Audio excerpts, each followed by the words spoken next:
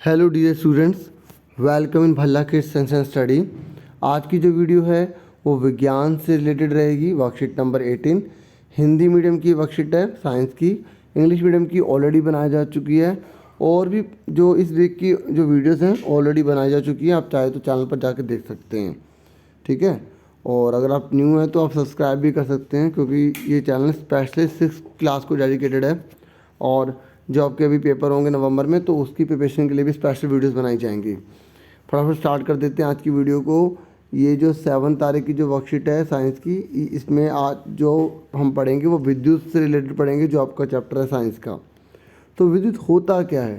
देखो, किसी विद्युत तार, कोई भी अगर तार है या परिपथ में उपस्थित विद्युत चार्ज या करंट के बहाव को विद्युत कहते हैं। मतलब कहने का ये है कि अगर किसी भी परिपथ में, परिपथ जो होता है वो क्लोज होता है, उसके अंदर बहुत सारी चीज़ें होती हैं, जैसे तार, स्विच ऑन की स्थिति, बल्ब, सेल, इस तरीके की चीज़ें होती हैं, ठीक है। उसमें जो करंट बह रहा है, ठीक है, जो विद्युत चार्ज है उसके अंदर उपस्थित, उसी को हम विद्युत कहते हैं। ये अच्छे से लर्न कर लेना।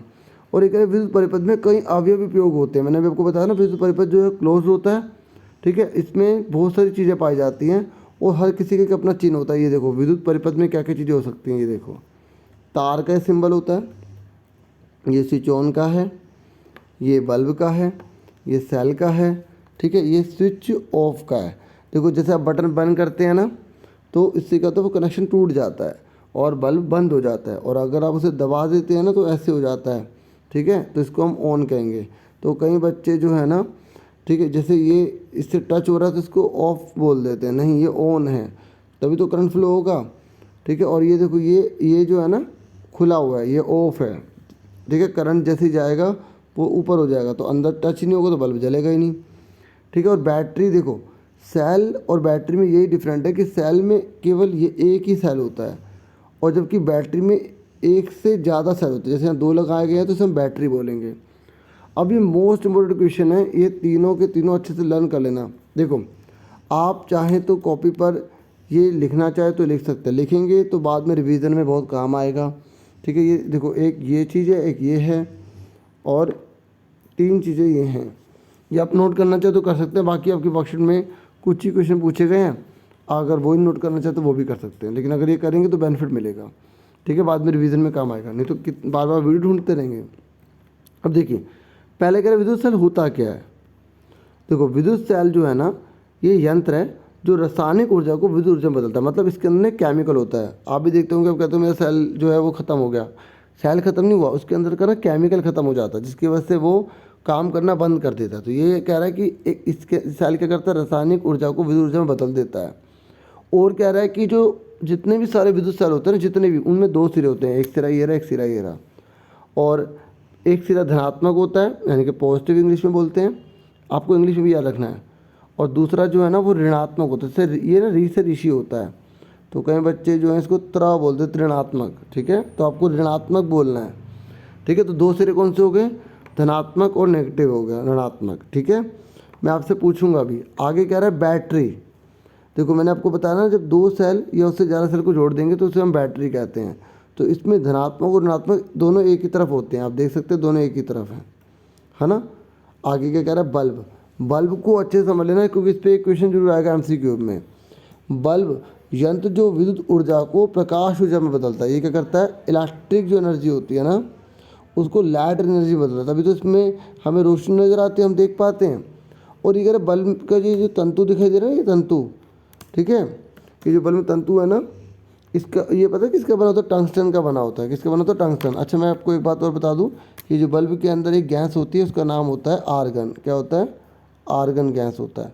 ये याद कर लेना, आर्गन गैस होती है बल्ब के अंदर, ठीक है। और अगर आपसे कोई पूछे ना फिलामेंट किसकी बनी है, इसको इंग्लिश में फिलामेंट और हिंदी में तंतु कहते हैं, तो आप बता देना टंगस्टन का बना है। किसका बना है, टंगस्टन का बना है, ठीक है। जो दोनों किनारों से मोटे तारों से जुड़ा होता है। किससे जुड़ा होता है, मोटे तारों से जुड़ा होता है।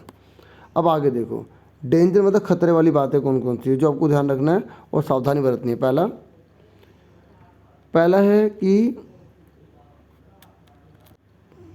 पहला है कि किसी भी विद्युत स्विच या यंत्र गीले शरीर से नहीं छूना चाहिए। आप गीले शरीर से छूओगे तो करंट लग सकता है, ये सावधानी रखनी है। दूसरा, कभी भी, अच्छा कभी भी था, ठीक है, कभी भी विद्युत तार नंगे हाथों से नहीं छूना चाहिए आपको, ठीक है।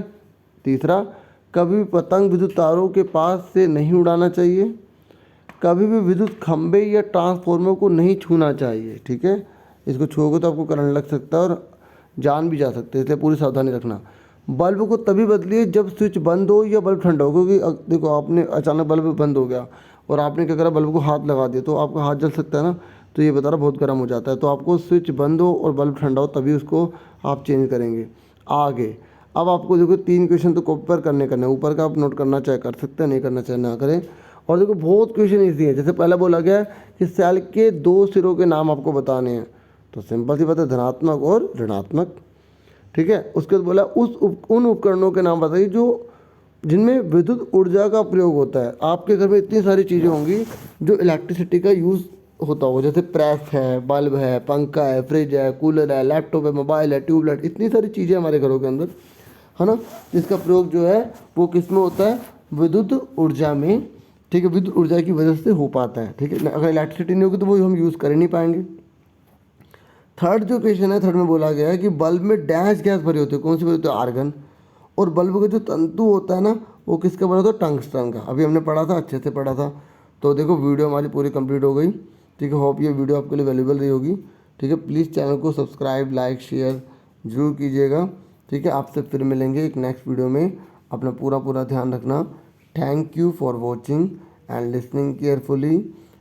Take care yourself dear students.